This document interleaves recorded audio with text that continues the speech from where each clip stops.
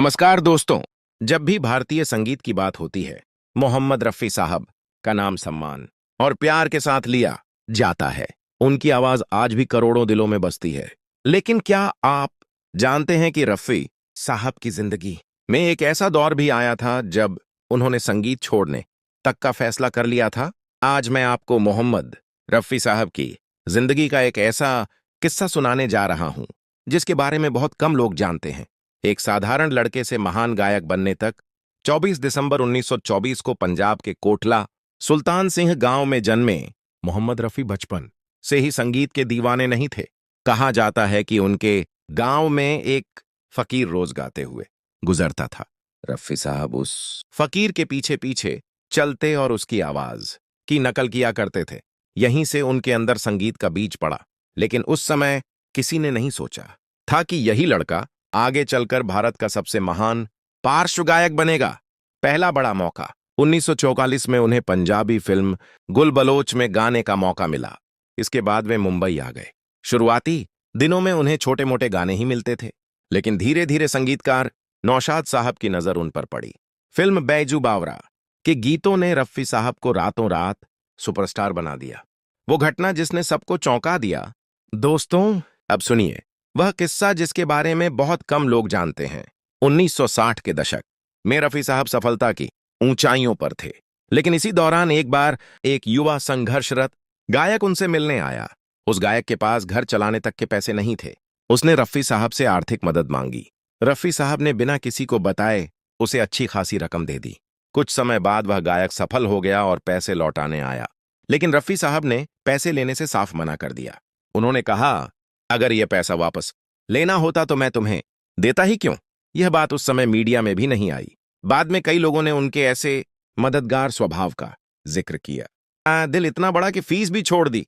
रफी साहब सिर्फ महान गायक ही नहीं, महान इंसान भी थे। एक बार एक निर्माता आर्थिक संकट में था।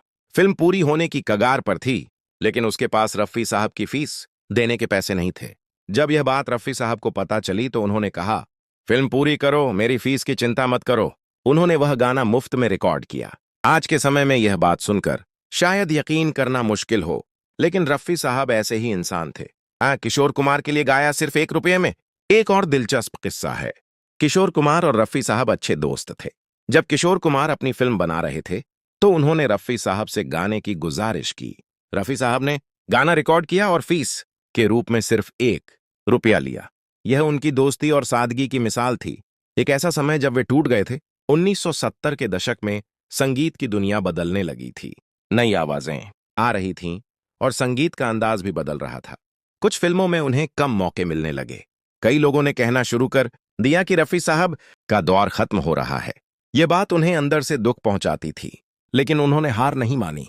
उन्होंने मेहनत जारी रखी और फिर से कई सुपरहिट गाने दिए। एंड वापसी जिसने इतिहास बना दिया। 1977 में फिल्म हम किसी से कम नहीं का गीत क्या हुआ तेरा वादा रिलीज हुआ। इस गीत ने पूरे देश में धूम मचा दी। रफी साहब को इस गाने के लिए राष्ट्रीय पुरस्कार मिला और उन्होंने साबित कर दिया कि असली कलाकार कभी खत्म नहीं होता।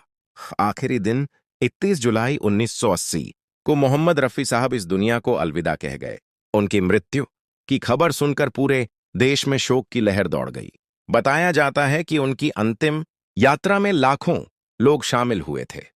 मुंबई की सड़कों पर लोगों का ऐसा जनसैलाब उमड़ा जैसा किसी महान नेता या अभिनेता के लिए भी कम ही देखने को मिलता है। समापन। दोस्तों, मोहम्मद रफी साहब सिर्फ एक गायक नहीं थे। वे एक ऐसी शख्सियत थे जिन्होंने अपनी आवाज से लोगों को खुशियां दी और अपने व्यवहार से इंसानियत की मिसाल कायम की। आज भी जब उनके गीत बजते हैं तो ऐसा लगता है मानो रफी साहब हमारे बीच मौजूद हैं। अगर आपको यह अनसुनी कहानी पसंद आई हो तो वीडियो को लाइक करें, चैनल को सब्सक्राइब करें और कमेंट में लिखें, रफी साहब अमर रहें। धन्यवाद। बॉलीवुड के महागायकों की अनसुनी कहानियां और रोचक तथ्य देखने के लिए हमारे चैनल को लाइक, शेयर और सब्सक्राइब जरूर करें। बेल आइकन को दबाना ना भूलें ताकि हर नई वीडियो सबसे पहले आप